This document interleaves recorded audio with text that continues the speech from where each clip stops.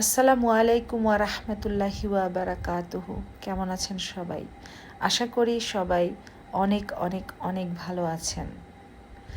আল্লাহ পাক কোরআনে বলেছেন, তুমি যদি আমার নিয়ামতের শুকরিয়া আদায় করো তবে আমি আমার নিয়ামতকে আরও বেশি করে বৃদ্ধি করে দিব। সূরা ইব্রাহিম আয়াত ৭। তাই আপনাদের সবাইকে বলছি, ভাইয়া আপুরা বন্ধুরা সবাইকে বলছি, সবাই বেশি বেশি আলহামদুলিল্লাহ কথাটা উচ্চারণ করবেন। আলহামদুলিল্লাহ জিকির সব থেকে বেশি করবেন এবং যে কোনো ভালো কাজ করলে, যে কোনো ভালো নিয়ামত পেলে, যে কোনো সুখবর পেলে, যে কোনো ভালো কিছু পেলে বা ভোগ করলে সেক্ষেত্রে আলহামদুলিল্লাহ কথাটুকু উচ্চারণ করে আল্লাহর শুকরিয়া আদায় করার চেষ্টা করবেন।